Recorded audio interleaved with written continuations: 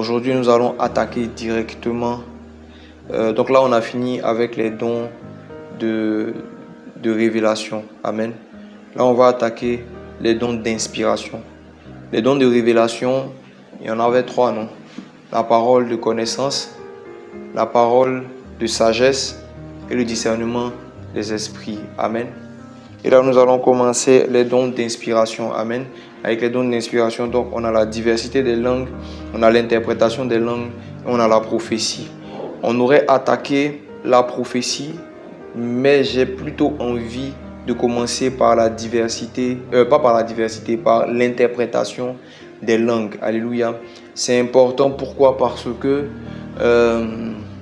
en vrai, le don de prophétie, j'ai envie de dire, se manifeste à la suite du don, à la suite en griffe, du don d'interprétation des langues. Amen. Parce que la prophétie vient normalement par notre esprit et nous sommes appelés, comment je vais dire ça? La prophétie vient de notre esprit et peut transiter ou transite par notre âme et nous devons la rendre. Donc quand nous devons rendre la prophétie, nous la rendons avec notre propre langage, donc avec l'intelligible. Et souvent, il y a un couac.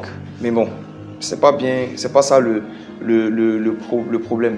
J'ai voulu commencer par le don d'interprétation. On va peut-être parler des deux simultanément. Parce que dans la manière dont je sens venir les choses, je n'arrive pas à je ne veux pas les dissocier. Amen. Mais on va suivre le mouvement de l'esprit et je crois que nous allons y arriver. Alléluia. Donc, je ne vais pas revenir sur les trois dons que nous avons analysés les sessions précédentes, mais je vais revenir sur la base de notre enseignement actuel. Je vous ai expliqué que le but de cet enseignement n'est pas seulement de nous apprendre à connaître les dons, à comprendre plus ou moins comment ils fonctionnent, à savoir leur utilité. Amen. Notre but est surtout de pouvoir les utiliser à bon escient. Comme je disais la semaine dernière, ça ne sert à rien de savoir comment le don fonctionne si c'est pour l'utiliser dans le désordre. Ça ne sert à rien de savoir à quoi le don est censé servir si on n'est pas en train de l'utiliser de la bonne manière. Parce que le don est un équipement que nous recevons pour accomplir une mission. Et à la fin, Dieu va nous demander des comptes pour l'accomplissement de cette mission qu'il nous a confiée. Et si nous n'avons pas utilisé les différents instruments que le Seigneur nous donne pour pouvoir atteindre notre objectif à bon escient, nous allons rendre compte de ce que nous avons fait de ces dons. Alléluia.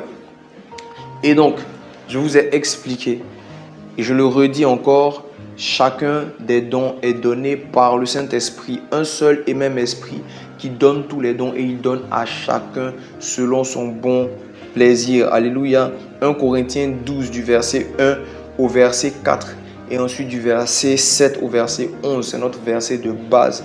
On va tellement le lire que peut-être au sortir de ce temps sur les dons spirituels, vous allez le connaître par cœur. Mais il faut qu'on le lise et il faut qu'on le lise. Donc 1 Corinthiens 12 du verset 1 au verset 4. Pour ce qui concerne les dons spirituels, je ne veux pas, frères, que vous soyez dans l'ignorance. Vous savez que lorsque vous étiez païens, vous vous laissiez entraîner vers des idoles muettes, selon que vous étiez conduits. C'est pourquoi je vous déclare que nul, s'il parle par l'Esprit de Dieu, ne dit Jésus est anathème, et que nul ne peut dire Jésus est le Seigneur si ce n'est par le Saint-Esprit. Il y a diversité de dons, mais le même esprit. Verset 7. Or, à chacun, la manifestation de l'Esprit est donnée pour l'utilité commune. Et en effet, à l'un est donné par l'Esprit une parole de sagesse, à un autre une parole de connaissance selon le même Esprit, à un autre la foi par le même Esprit, à un autre le don des guérisons par le même Esprit, à un autre le don d'opérer les miracles, à un autre la prophétie, à un autre le discernement des esprits, à un autre la diversité des langues, à un autre l'interprétation des langues. Un seul et même esprit opère toutes ces choses, les distribuant à chacun en particulier comme il veut. on l'a déjà décortiqué. Donc je pense que, en tout cas pour nous qui sommes à Beersheba assidus et pour vous qui allez certainement tomber sur les vidéos et qui les si vous les avez suivies depuis le début, on répète la même chose. Les dons viennent d'un seul et même esprit. Il y a une seule source pour les dons qui est le Saint-Esprit, mais la diversité d'opérations vient aussi de lui. La diversité de dons vient de lui et il donne les dons à qui il veut et comme il en a envie. Et tel qu'il les distribue aussi, c'est de cette même manière-là qu'il décide de comment les dons vont fonctionner dans la vie de chacun de nous. Alléluia. Et faire fonctionner nos dons commence, ou du moins a pour le fonctionnement de notre don, comme je dis là, l'essence, le carburant par excellence de nos dons, c'est l'amour. Parce que, comme on vient de le lire, les dons nous ont été donnés pour l'utilité commune. Les dons sont dans nos mains pour pouvoir faire du bien aux autres. Et il est impossible de faire réellement du bien aux autres sans amour. Ce n'est pas possible. Sans l'amour de Dieu dans nos cœurs, si nous n'aimons pas les gens, quelles que soient les actions que nous allons poser vers eux, ces actions-là ne vont pas avoir le résultat escompté. C'est l'amour qui détermine la nature ou la bonne qualité de l'impact de nos dons. Beaucoup de gens utilisent les dons, mais ne le font pas par amour, ce qui signifie implicitement qu'on peut utiliser le don même avec puissance sans pour autant avoir les motivations de Dieu dans notre cœur. Donc l'utilisation des dons et la motivation sont deux choses différentes, bien que liées par le fait que nos dons vont toujours véhiculer la nature de nos motivations. Alléluia. Donc si on est motivé par l'amour de Dieu, nos dons vont véhiculer cet amour pour guérir, pour transformer, pour révéler, pour décanter des situations, pour exhorter, pour consoler, pour fortifier, etc. Alléluia. Alors, je le répète encore en ce jour, nos dons doivent carburer par l'amour. Alors, ne cherchons pas les dons juste parce que ça fait chic. Ne cherchons pas les dons juste parce que ça peut nous donner de la visibilité. Ne cherchons pas les dons juste parce que ça va nous donner d'avoir de la notoriété ou que nous aussi, on va entendre parler de nous dans la nation ou que nous aussi, on va entendre parler de nous ici ou là, on va nous considérer enfin, on va voir le potentiel et les capacités que Dieu nous a données. Cherchons les dons parce que nous voulons faire du bien aux gens. Cherchons les dons parce que c'est l'amour de Dieu qui nous conduit dans leur utilisation. Alléluia. La troisième des choses que nous répétons à chaque fois que nous nous retrouvons, c'est que nos dons que nous devons utiliser, nous ne les utilisons pas seulement dans le cadre ecclésiastique. Ce n'est pas ça le plan de Dieu. Ce que le Seigneur veut, c'est que nos différents dons, nous les utilisons non seulement dans le cadre ecclésiastique, mais que nous soyons capables de les utiliser aussi dans le cadre dit séculier. Alléluia. Nous avons parlé, je crois qu'on en a parlé à Beersheba ici, je ne sais plus à quel moment, on a parlé du fait que notre travail ne doit pas être, c'est-à-dire on ne doit pas vivre comme si, je crois que c'est quand on parlait du service, si je ne me trompe pas. Notre travail ça fait partie de l'activité à laquelle le Seigneur nous expose sur terre. C'est-à-dire qu'il y a un impact que nous devons avoir et cet impact-là n'est pas seulement à l'église. Amen. Nous devons être sur notre lieu de travail, notre lieu de travail doit être un lieu d'adoration, un lieu de manifestation de la gloire de Dieu, toujours dans sa sagesse et selon sa volonté. Il faut savoir dans chaque endroit où on se trouve, se tenir, se positionner et véhiculer Christ de la bonne manière. Donc ce n'est pas parce que c'est une parenthèse, je suis en train de dire qu'il faut que sur notre lieu de travail, nous véhiculions Christ, nous ayons de l'impact, que ça veut dire qu'il faut aller prêcher sur notre lieu de travail, qu'il faut aller prier sur notre lieu de travail comme on le ferait à l'église. Ça veut dire simplement que sur notre lieu de travail, nous allons avoir de l'impact, mais avec la sagesse de Dieu qui nous permettra de faire monter vers Dieu d'excellentes actions de grâce. Et je vous ai aussi expliqué que le fait d'impacter sur notre lieu de travail, ce n'est pas d'abord et seulement le fait que les gens se convertissent, c'est le fait d'apporter du bien aux gens. Et ça, je le dis et je le répète beaucoup ces derniers temps, Jésus a guéri des gens et puis il n'a pas demandé son reste. Quand on dit faire pour la gloire de Dieu, ça veut pas seulement dire faire pour que les gens se convertissent. Amen. Ça ne parle pas d'abord de conversion. Nous faisons du bien aux gens. On ne leur fait pas un chantage pour dire, ok, si je te fais du bien, c'est pour que tu te convertisses. On fait du bien, point barre. Dans la nature de notre Dieu qui fait pleuvoir sur les méchants et sur les bons. Il ne fait pas pleuvoir sur les méchants parce qu'il espère, enfin pas parce qu'il espère, parce qu'il veut contraindre les méchants à se tourner vers lui. Non, il fait pleuvoir sur les méchants parce qu'il est bon. Parce qu'il est amour et qu'il aime autant les bons que les méchants. Il nous aime tous. Et Dieu a des principes et il les exécute de la même manière pour chacun de nous. Alléluia. Et c'est ce même cœur d'amour-là que nous devons avoir. Nous devons être capables de faire du bien aux gens même s'ils ne sont pas de notre congrégation. Nous devons être capables de faire du bien aux gens même s'ils ne sont pas de la même confession religieuse. Nous devons faire du bien aux gens même si ce n'est pas des personnes qui sont du même bord politique, du même bord même s'ils ne sont pas chrétiens. Notre responsabilité est juste de manifester la vie de Christ. Que la personne se convertisse ou qu'elle ne le fasse pas, nous faisons du bien. Donc nous devons utiliser nos dons dans le milieu séculier, dans le milieu ecclésiastique certes, mais aussi dans le milieu séculier pour faire du bien aux gens autour de nous. C'est d'une importance capitale. Alléluia. Maintenant, aujourd'hui on va attaquer, comme je disais tout à l'heure, le don d'interprétation et le don de prophétie. On va certainement, comme je dis là, en parler. Ça va être entrecroisé probablement. Alléluia. Le don d'interprétation des langues, à quoi il sert? Il a certainement plusieurs utilités. Mais l'une des utilités que je veux mettre en avant aujourd'hui est l'utilité qui est liée à l'utilisation du parler en langue. Alléluia.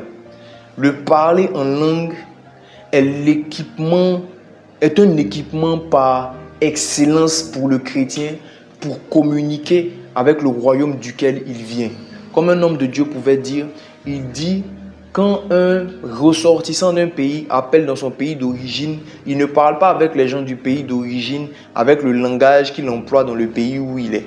C'est-à-dire que s'il est en Côte d'Ivoire et qu'il est ghanéen ou bien qu'il est, je ne sais pas, portugais, quand il appelle au Portugal, il ne parle pas avec les Portugais en français ou en ouchi. Il va parler avec les Portugais en portugais. Il va parler avec les Ghanéens en anglais. Ou bien dans la langue, ils vont parler peut-être pidgin, je ne sais pas là-bas, tui, broken, enfin, ils vont parler ce qu'ils veulent. Le langage qu'eux, ils ont l'habitude de parler entre eux. Alléluia. Donc, c'est pareil. Le parler en langue est une langue comme tout autre. Et c'est une langue que nous recevons par le Saint-Esprit. Et c'est une langue qui se développe par notre usage à l'exploiter, à le pratiquer ou à la pratiquer, la langue. Alléluia. On va lire en 1 Corinthiens 14. Amen. C'est justement le passage qui parle du parler en langue. Ici, j'ai 1 Corinthiens 14 du verset 1 au verset 4 que j'ai noté, mais c'est possible que nous allions plus loin que ça. Donc, permettez-moi de prendre rapidement ma Bible pour ne pas qu'après, au milieu de la lecture, je sois obligé de revenir en arrière. Amen. Alors, 1 Corinthiens 14 à partir du verset 1, comparaison entre les dons de langue, voilà le don de prophétie. Donc, dans ce passage-là de 1 Corinthiens 14, on fait une comparaison entre le parler en langue et le don de la prophétie. Et la comparaison qui est faite, en fait, c'est cette comparaison justement qui veut m'emmener ou qui va m'emmener à parler du discernement. J'ai quoi avec le discernement aujourd'hui? À parler de l'interprétation des langues. Alléluia. Ce qu'on pourrait dire en vrai, c'est que le parler en langue et la prophétie sont dans certains cas similaires. On prophétise en langue et on peut prophétiser en français, en langue intelligible. Alléluia. On peut prophétiser en langue et on peut prophétiser en langue intelligible. Ça dépend de la cible vers laquelle part la prophétie. Si une prophétie est envoyée vers une personne et que cette prophétie-là n'est pas compréhensible ou intelligible pour la personne qui est ciblée, cette prophétie ne sert à rien. Alléluia. De même, souvent quand on nous demande de prophétiser, là je suis vraiment en train d'aller, quand on nous demande de prophétiser souvent, nous voulons prophétiser en français parce que c'est ce qu'on comprend. Amen. Et on a l'impression que si nous sommes en train de parler en langue pour prophétiser, nous ne sommes pas en train de prophétiser de façon efficace. Parce que nous ne comprenons pas nous-mêmes ce que nous sommes en train de dire. Alléluia. Mais si la prophétie qui sort de notre bouche n'a pas pour cible un être humain, n'a pas forcément pour cible direct quelqu'un qui est à côté de nous, quelqu'un qui a besoin de comprendre, cette prophétie-là peut être comprise, même si elle est en langue, par l'entité à laquelle nous sommes en train de parler. Alléluia. J'avais un petit problème avec cet aspect de la prophétie, justement en langue. En tout cas, je me demandais, mais est-ce que quand on dit de relâcher des paroles prophétiques et que nous sommes en train de prophétiser sur des situations, nous sommes en train de prophétiser sur, par exemple, des choses que nous devons posséder, une promotion, un autre niveau de gloire qui nous a été annoncé, une maison, une voiture, je ne sais pas, un voyage, vous voyez, un niveau de truc. On prophétise et souvent on prophétise en français parce qu'il faut que ça...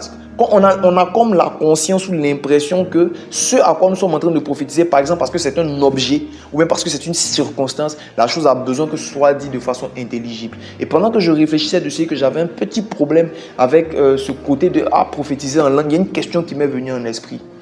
Quand Dieu a parlé pour appeler les choses à existence, pour qu'elles soient, en quelle langue il a parlé? En quelle langue? Est-ce qu'il a prophétisé en français? Est-ce que Dieu, quand il prophétisait, quand Dieu a ouvert sa bouche pour appeler à existence ce qui n'existe pas, comme si ça existe, est-ce qu'il a parlé en anglais? Est-ce qu'il parlait en chinois? Quelle langue Dieu a-t-il utilisé pour parler aux éléments de la nature qui réagissent au son de sa voix? Quelle langue utilise-t-il? Quand nous devons enclencher, parce que l'une des choses que la prophétie fait, c'est d'activer le mouvement des anges. On va en parler. C'est pour ça que je vous ai dit aujourd'hui là, c'est d'activer le mouvement des anges. Nos décrets prophétiques que nous faisons activent le mouvement des anges, activent leur ministère. Mais les anges là, est-ce qu'ils parlent baouli? Est-ce que les anges parlent français? Quelle langue parlent-ils? Et nous avons vu, quand nous avons étudié les dons les jours précédents, justement pour parler de comment l'amour est celui ou est la chose qui impacte fortement l'emploi de nos dons.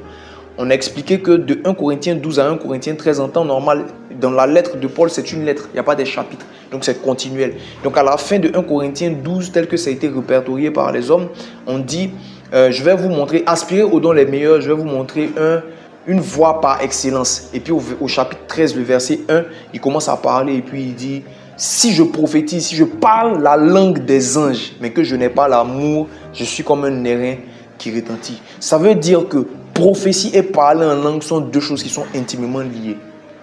Amen. Mais ça dépend de vers qui la prophétie en question s'en va.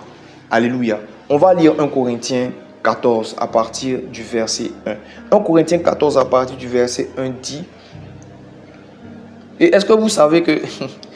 Vous voyez, on est en train de parler, en fait, on est en train de parcourir dans notre échange 1 Corinthiens 12, 1 Corinthiens 13, 1 Corinthiens 14. Je ne sais pas si vous avez remarqué. Alléluia. Donc là, on vient pour parler de la prophétie. Et donc, après les dons spirituels, après la voie par excellence, il revient sur la prophétie. On parle des dons spirituels, on parle de la voie par excellence, et il revient sur la prophétie en parlant spécifiquement du parler en langue. Alléluia. Le parler en langue ne fait pas partie des dons spirituels. Il y en a 9 qu'on a déjà cités. Alléluia. On peut les reciter si vous voulez pour les différentes, peut-être pour les personnes qui n'étaient pas là au départ. On va juste les citer. Enfin, non, on a lu ça même au départ. On a déjà lu tout le passage concernant ça. On va pas revenir dessus. Avançons parce que je pense qu'il y a beaucoup de choses quand même à dire. Amen. Donc, on a cité les 9 dons. Le parler en langue ne fait pas partie des dons spirituels.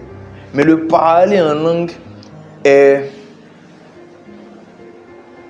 Le parler en langue est le langage des dons spirituels. Ou bien est le langage qui nous permet de pouvoir... C'est un langage qui nous permet de pouvoir utiliser, de pouvoir booster la manifestation des dons spirituels, les emmener à un déploiement plus large, plus efficace, j'ai envie de dire, plus profond, plus exact. Amen. Et là, on parle maintenant de la prophétie. On est en train de parler du don de prophétie.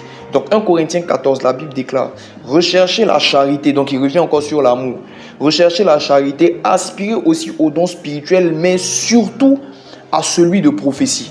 Donc il revient sur les dons spirituels et il vient sur le don de la prophétie maintenant. Mais surtout à celui de prophétie. En effet, celui qui parle en langue. Donc regardez la manière dont c'est construit. Recherchez la charité. Aspirer aux dons spirituels, comme il avait dit en fin de 1 Corinthiens 12. Donc c'est comme si en 1 Corinthiens 12, il dit aspirer aux dons les meilleurs.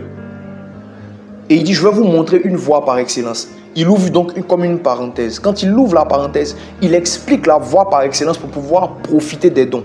Et il revient encore sur son propos avant d'avoir ouvert la parenthèse. Donc rechercher la charité, aspirer aux dons les meilleurs, aussi aux dons spirituels, mais surtout à celui de la prophétie. Et quand il finit de le dire, il dit, en effet, celui qui parle en langue ne parle pas aux hommes.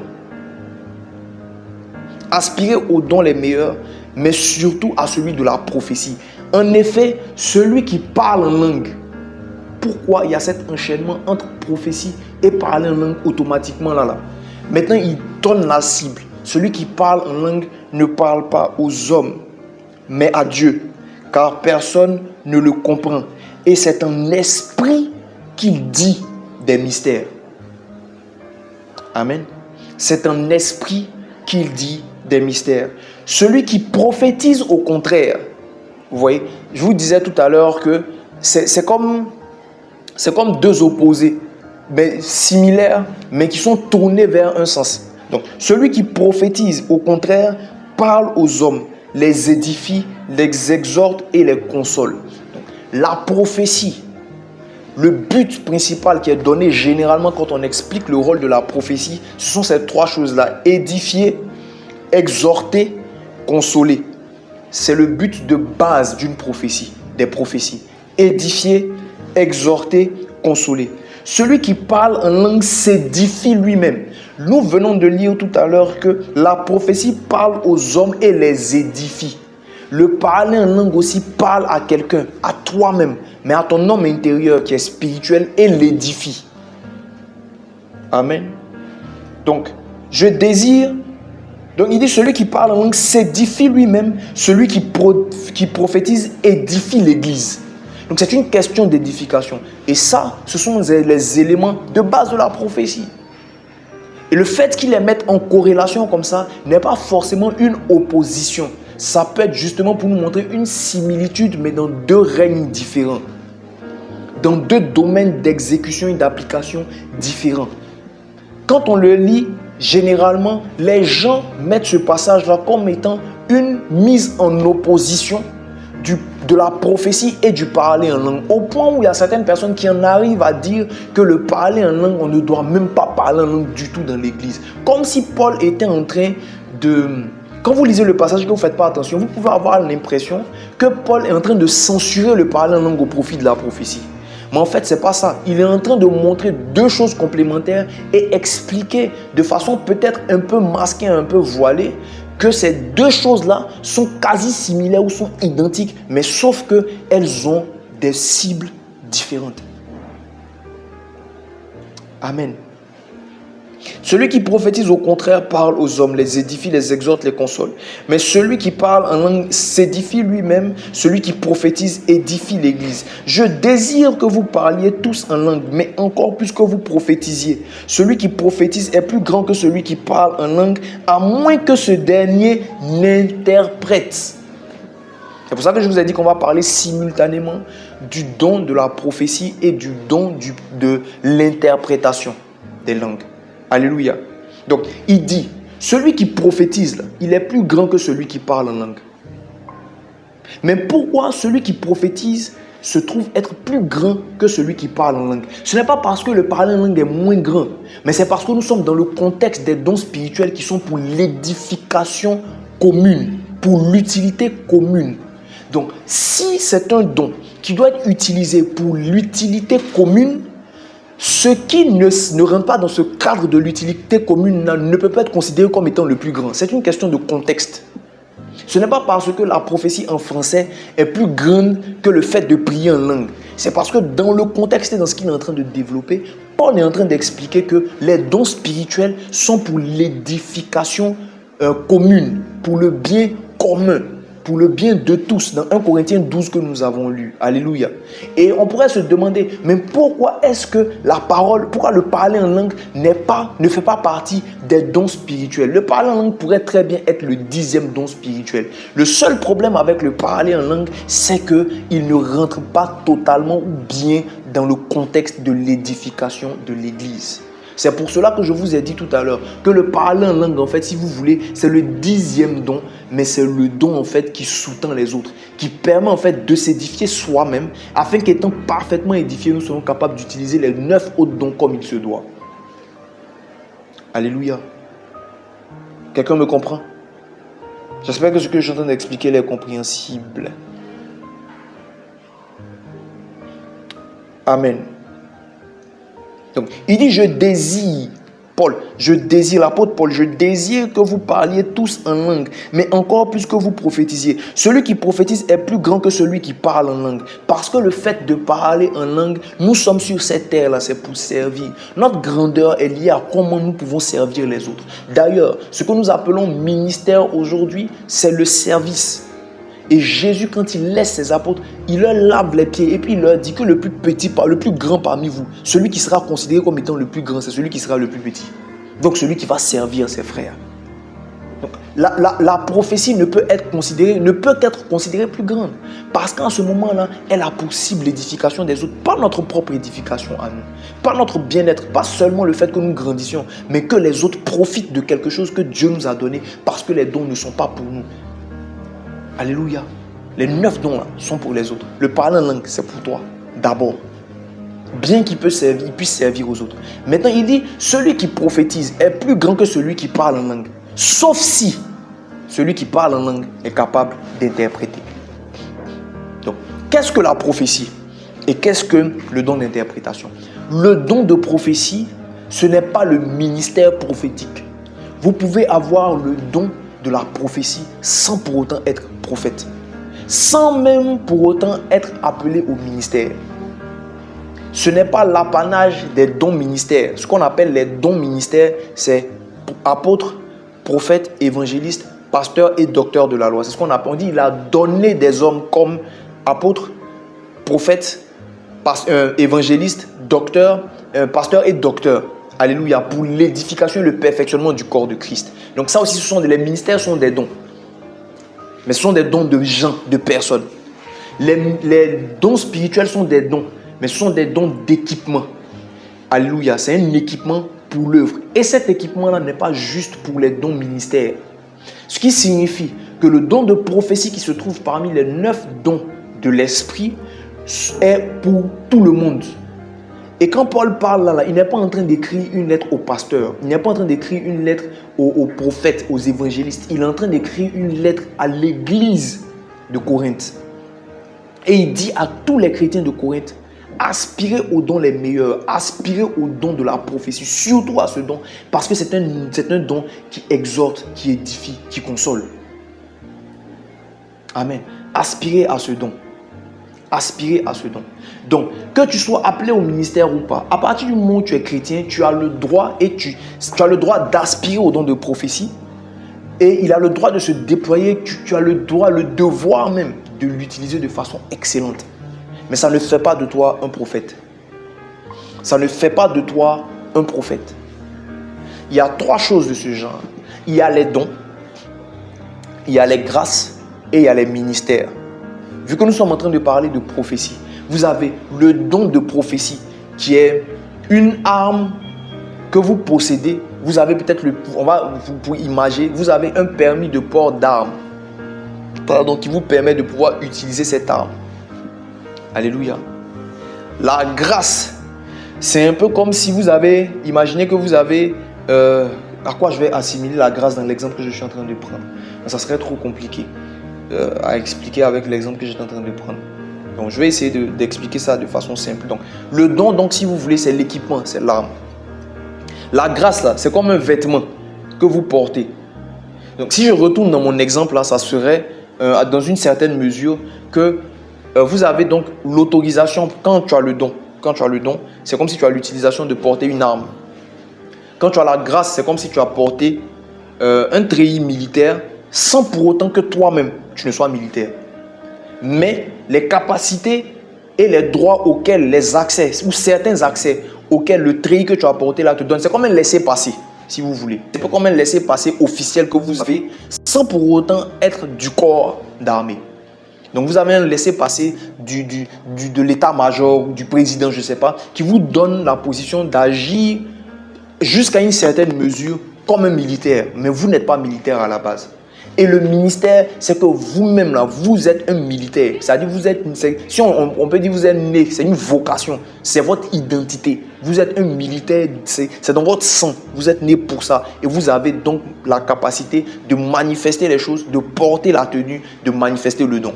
Donc là, à ce niveau-là, lorsque vous êtes un militaire, ce n'est plus seulement que vous avez un permis de port d'armes, vous avez le droit, à cause de votre identité, d'utiliser cela parce que c'est votre nature.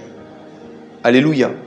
C'est ça la différence, si je dois essayer de l'imager, entre le don, la grâce, donc le don prophétique, la grâce prophétique et le ministère prophétique.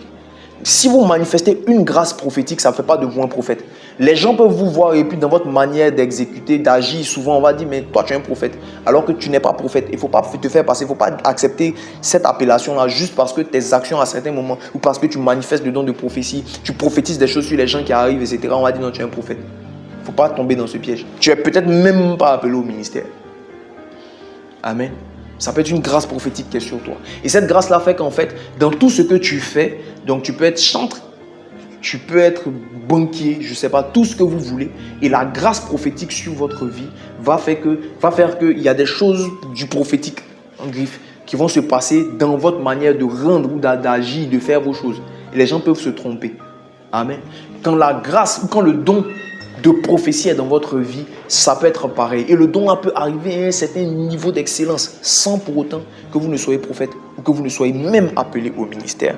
Maintenant, qu'est-ce que le don de prophétie fait? De façon générale, pour simplifier les choses, le don de prophétie est un don qui vous permet de pouvoir annoncer des choses à venir. C'est-à-dire, vous prophétisez, vous annoncez des choses qui arrivent. On a parlé de la parole de connaissance la semaine dernière. Je vous expliquais que la parole de connaissance, elle, se tourne beaucoup plus sur des faits passés, des choses déjà manifestées, mais qui ne sont pas forcément connues. Donc la parole de connaissance vous permet de pouvoir révéler des choses qui existent, des choses qui sont déjà manifestées et puis les révéler. Je vous ai expliqué par exemple que les gens disent souvent oui, si quelque chose est perdu, que nous on doit par exemple avoir les prophètes, les utiliser dans les nations, les utiliser dans les pays doivent les utiliser pour retrouver les tueurs en série. C'est des choses même qui ont déjà été faites. J'ai déjà entendu parler de témoignages de prophètes qui ont été contactés par des gouvernements pour retrouver des gens perdus, pour retrouver des tueurs en série, pour déjouer des complots, etc., etc. Et je vous ai expliqué que ne vous trompez pas, parce que ce qui permet en vrai de faire ça, ce n'est pas la prophétie, c'est la parole de connaissance. Parce que ça révèle une information cachée, mais qui existe déjà, des faits qui sont déjà appliqués. Ce n'est pas une prophétie, ça ne vient pas annoncer quelque chose qui arrive. Le cas qui serait le plus correct de dire pour l'usage des prophètes, c'est d'annoncer des catastrophes, d'annoncer quels seraient les bons investissements à faire, d'annoncer qu'est-ce qui arrive qu'il faut éviter, d'annoncer qu'est-ce qu'il faut encourager, de prédire les événements à venir. Ça, c'est beaucoup plus correct, beaucoup plus proche de la prophétie que le fait de trouver quelqu'un qui est caché. Ça, c'est plus propre à la parole de connaissance. Amen. Mais quand vous voyez de façon globale, parce qu'il y a une ignorance, une fois que quelqu'un commence à manifester la parole de connaissance, on dit, ah, tu es devenu prophète. Mais c'est un prophète, hein? Ah ouais, parce que non, ça n'a rien à voir. La prophétie, dans un premier temps, elle a, comme on dit déjà, simplement avant d'arriver dans les choses mystérieuses, exhorter, consoler. Alléluia. Exhorter, édifier, exhorter, consoler. Édifier, exhorter, consoler. D'abord, c'est la base. Après, il y a l'aspect d'annoncer dans ça là. C'est dans tout le reste qui se passe là, se passe dans le cadre de ça. Donc, annoncer des choses qui arrivent. Ça peut être pour consoler. Ne pleure pas. Aujourd'hui, c'est difficile, mais voici ce que l'Éternel a prévu pour toi dans les temps qui arrivent. Ah, actuellement, on est en train de reprendre telle voie, telle voie, telle voie, telle voie, telle voie. Mais voici ce que Dieu a prévu pour toi. Donc, je t'exhorte à agir de telle manière. Alléluia. Édifier, bâtir les gens, leur faire comprendre ce que Dieu a prévu pour eux, pour que ces choses-là puissent venir dans leur cœur et puis leur permettre de pouvoir grandir. Ça fait partie du processus. Alléluia. Donc la prophétie fait ça. La prophétie nous permet aussi d'emmener à existence des choses qui ne sont pas encore manifestes. Donc, quand par exemple, par la parole de connaissance, quelque chose vous a été annoncé, comme généralement c'est des choses qui se suivent. Par exemple, Dieu va te révéler que voici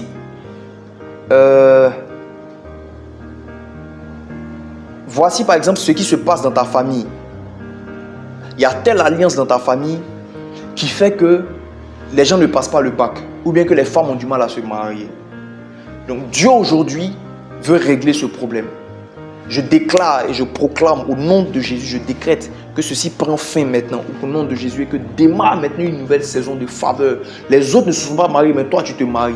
Parole de connaissance, voici le problème. Prophétie, voici la solution.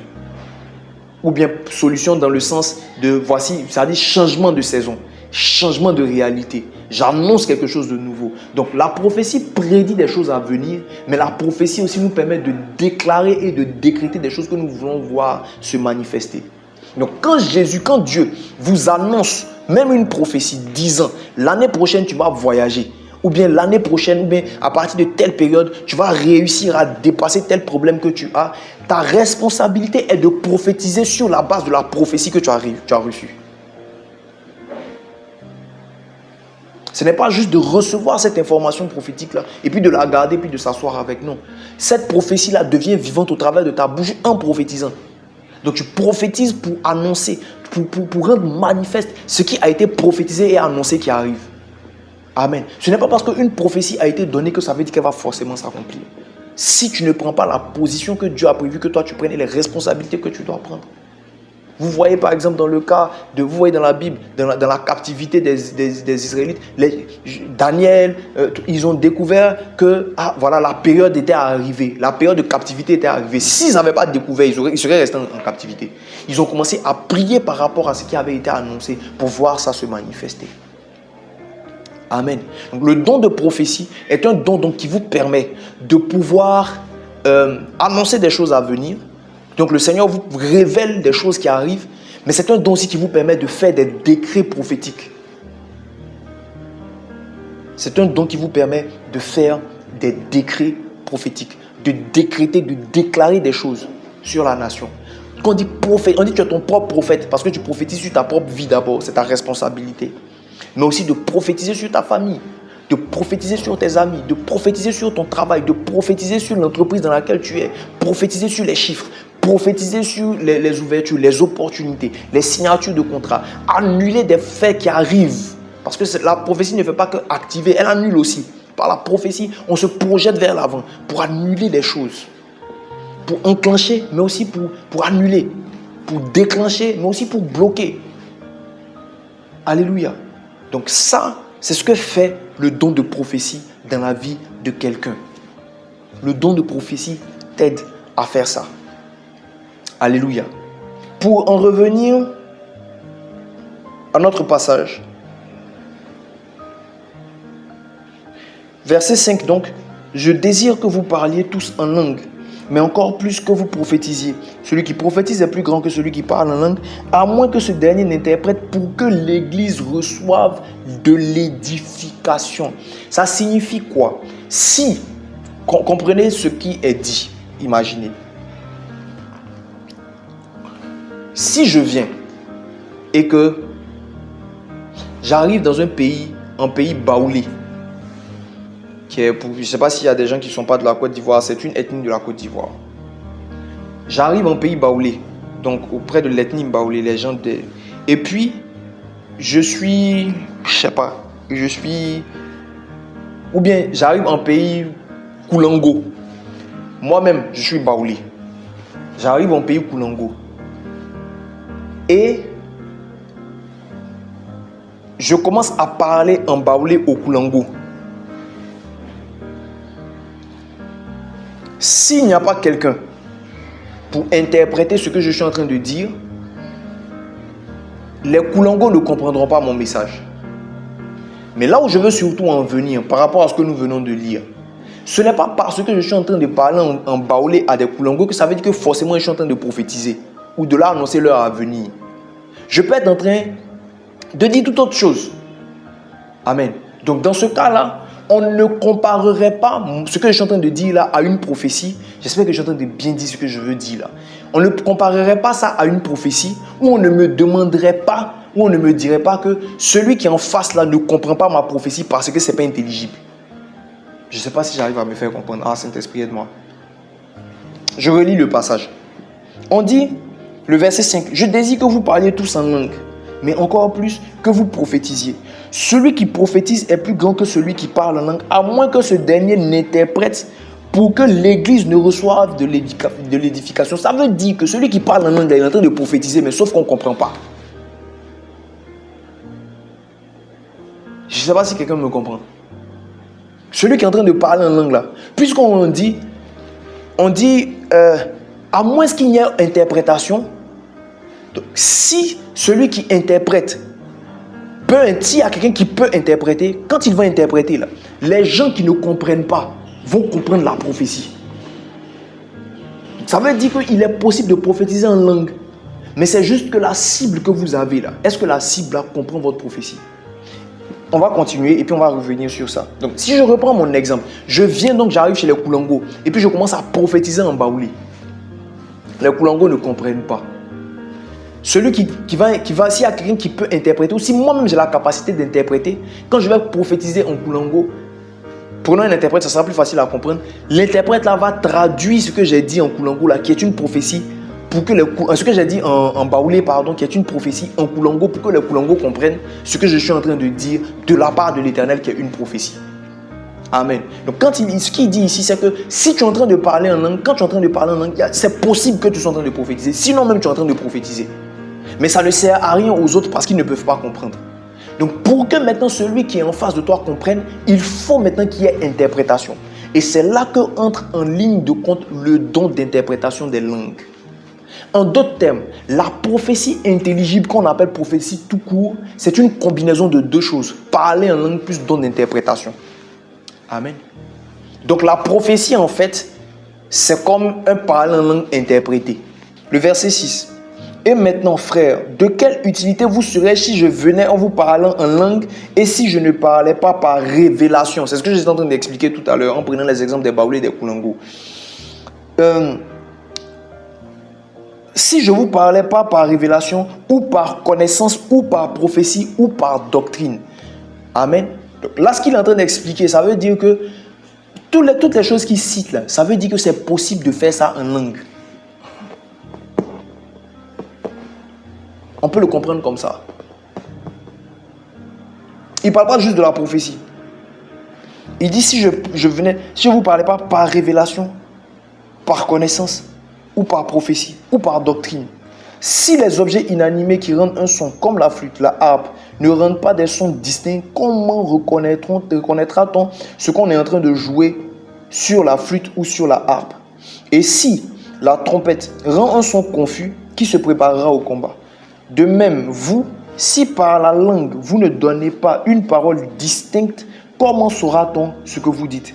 Car vous parlez en l'air. Quelque nombreuses que puissent être dans le monde les diverses langues, il n'en est aucune qui ne soit une langue intelligible. Si donc je ne connais pas le sens de la langue, je serai un barbare pour celui qui parle, et celui qui parle sera un barbare pour moi. De même, vous, puisque vous aspirez aux dons spirituels, que ce soit pour l'édification de l'Église et que vous cherchez à en posséder abondamment. C'est pourquoi que celui qui parle en langue prie pour avoir le don d'interpréter. On fait face souvent à beaucoup de gens qui disent « Mais vous parlez en langue là, ce que vous êtes en train de dire là, c'est du charabia. » Il y a même des chrétiens qui disent ça. Des gens, parce qu'ils ignorent, qui se disent « Mais c'est du charabia. » Mais ce que nous sommes en train de lire, qui est écrit noir sur blanc ici par Paul, est en train de nous faire comprendre que ce n'est pas parce qu'on ne comprend pas que ça n'a pas de sens. Et donc, On peut prier pour demander à Dieu de nous donner le don pour interpréter ce que nous disons en langue. Souvent, vous allez remarquer que quand les gens veulent commencer à prophétiser, souvent ils vont prendre un temps pour parler en langue, parler en langue, parler en langue, parler en langue, parler en langue. Et à un moment, quand ils finissent de parler en langue, ils commencent à dire en français ce qu'il a. C'est comme si en fait, il parle en langue et puis il rend quelque chose. Il peut être en train de prophétiser. Je ne sais pas s'il y a des gens parmi vous, je pense qu'il y a certains peut-être à qui ça arrive, même si ça ne vous est pas déjà arrivé, vous avez certainement déjà vu des gens en rendant ministère qui ont fait ça. Ils parlent en langue, ils commencent à donner une partie du message, à un moment ils s'arrêtent. Et puis il parle en langue, il parle en langue, il parle en langue, il parle en langue. Et puis souvent on lui dit pousse, pousse. Il est en train de parler en langue, il parle en langue. Et puis en fait il parle en langue, il est en train de prophétiser. Et puis il va interpréter le message qu'il a reçu en langue, là. Il va interpréter ça en français. Souvent vous allez voir dans l'église, je crois que dans ce passage-là même vous avez ça devant. On va dire que quand certains sont en train de parler en langue, que tous ne prophétisent pas en même temps.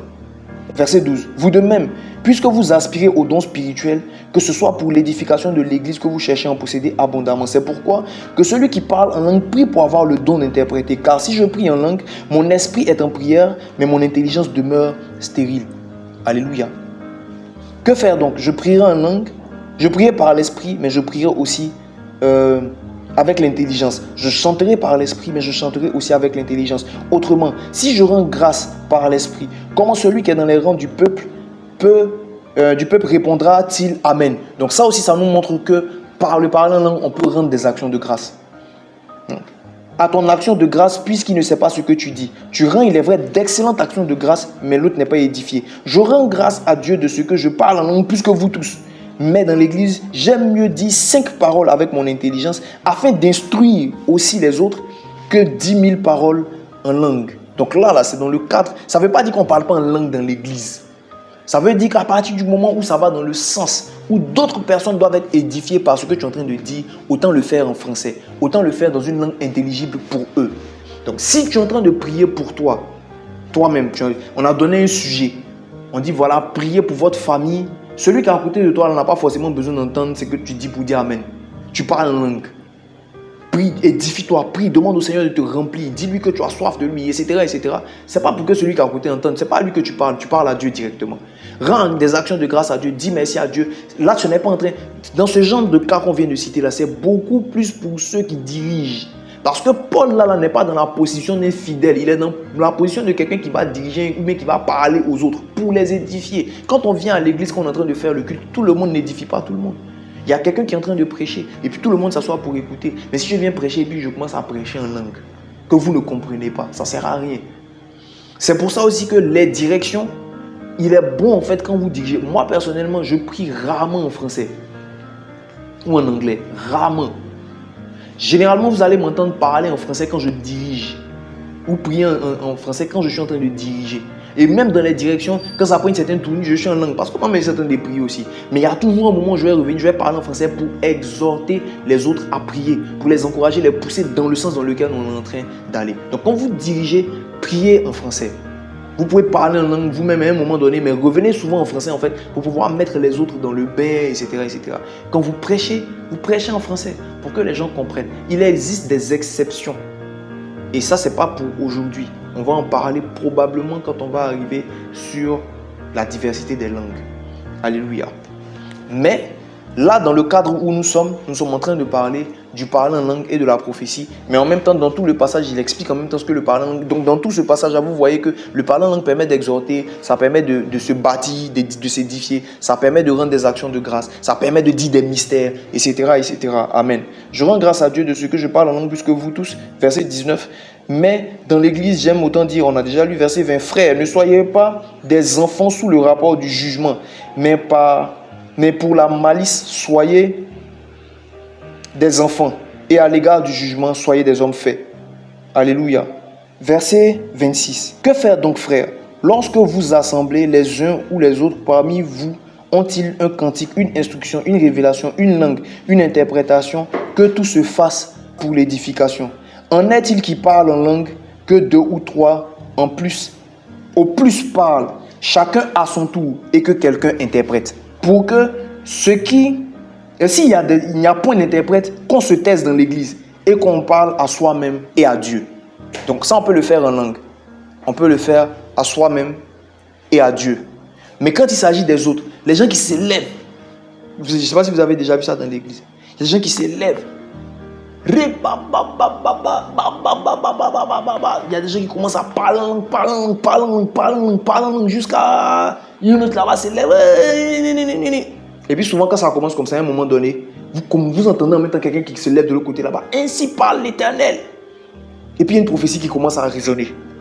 Bien souvent, l'interprétation, la prophétie qui sonne après que la personne ait parlé en langue là, est une interprétation de la prophétie ce qui sonne là, c'est l'interprétation en fait de ce que la personne qui a parlé précédemment a dit en langue. C'est ce que Paul est en train d'expliquer.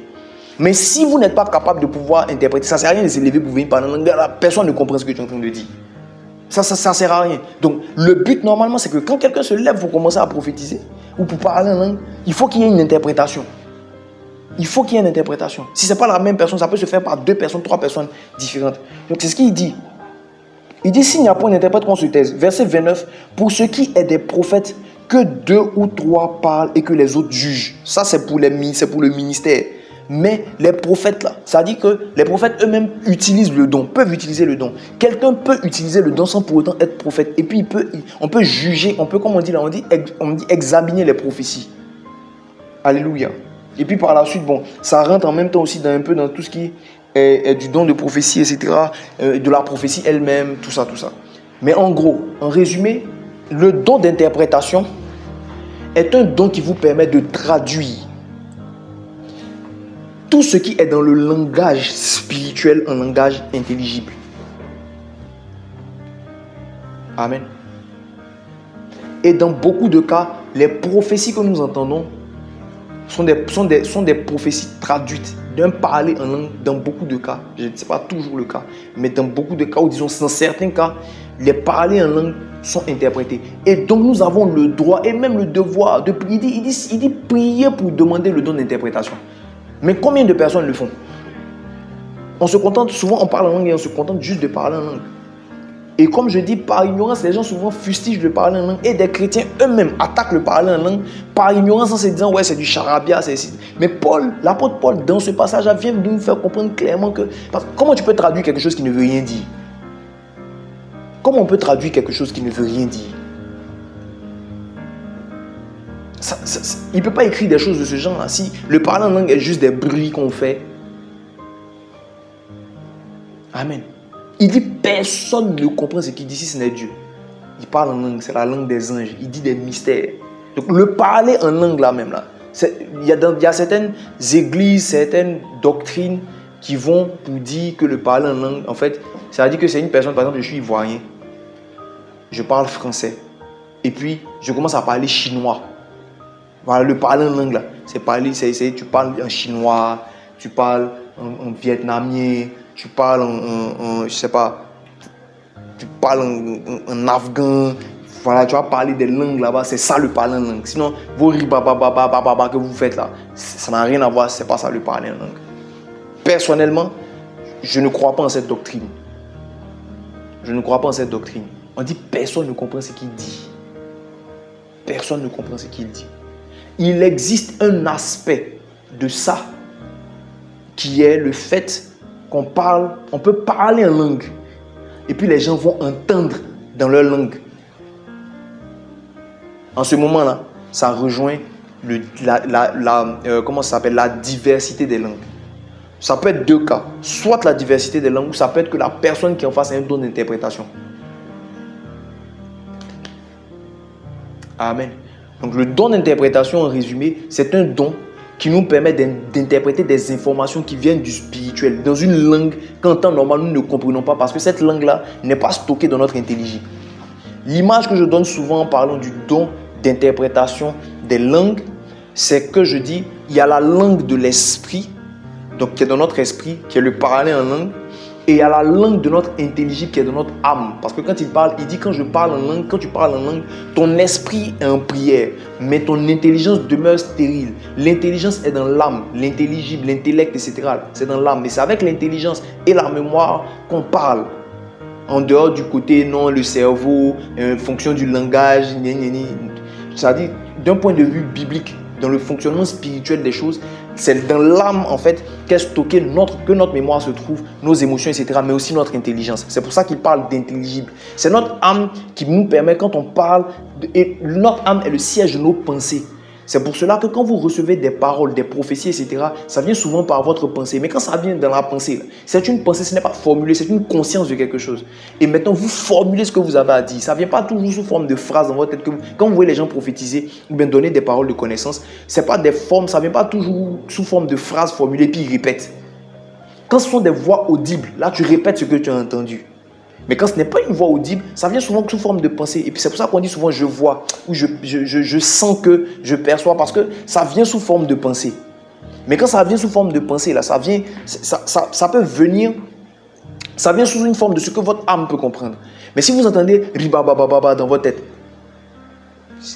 s'il n'y a pas un interprète, il y a un interprète entre l'esprit et l'âme qu'on appelle le don d'interprétation, qui permet de traduire l'information qui vient de l'esprit vers l'âme, pour que la prophétie ou la parole, le message qui a été donné par l'ange ou qui a été donné par le Seigneur sous cette forme spirituelle-là puisse être interprété en français. Maintenant, ce qu'il faut comprendre, c'est que le message qui vient du spirituel est un message qui est complet, qui est plein et qui peut être difficile de traduire en français ou d'expliquer dans un langage intelligible. C'est la raison pour laquelle justement, quand je dis là, ça vient sous forme de pensée, ça vient sous forme de conscience de quelque chose, et puis on essaie d'expliquer ça.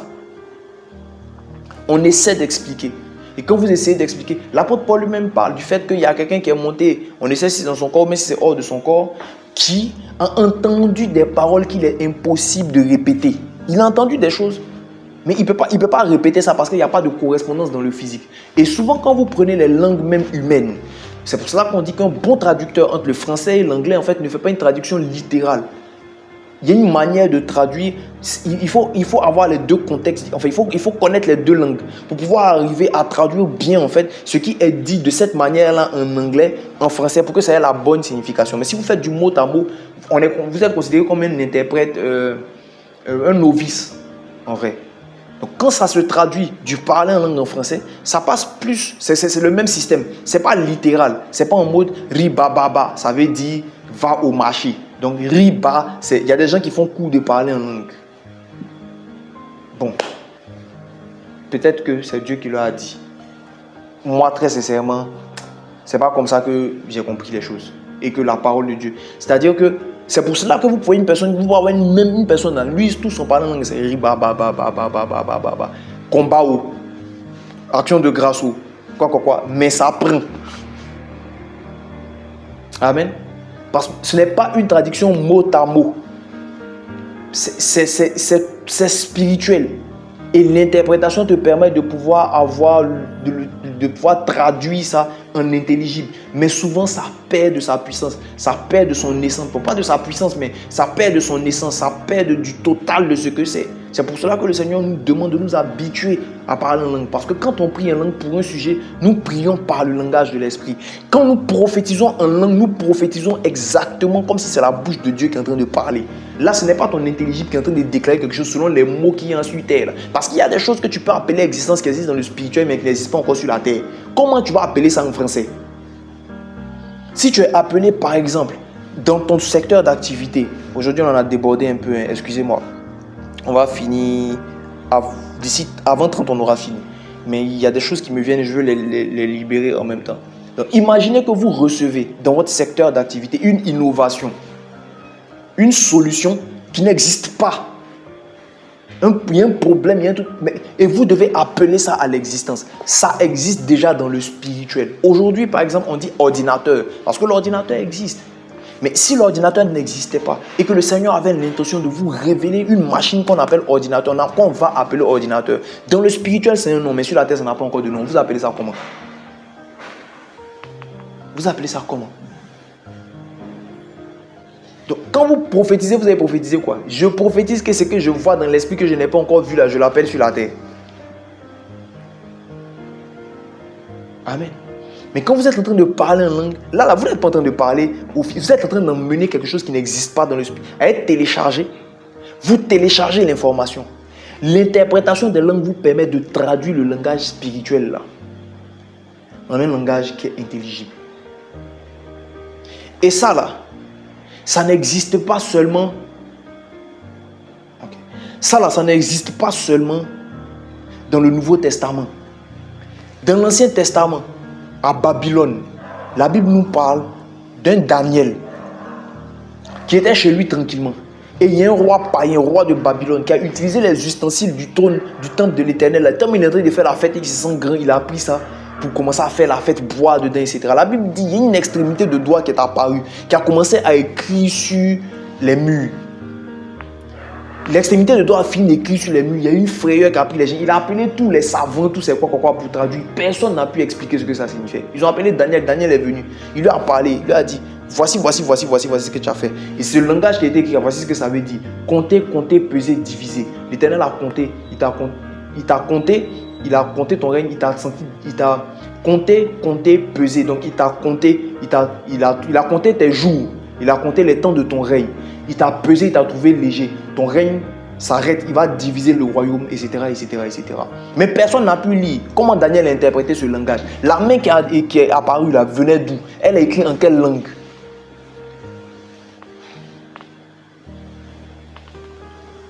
En quelle langue? Alléluia. Donc, au-delà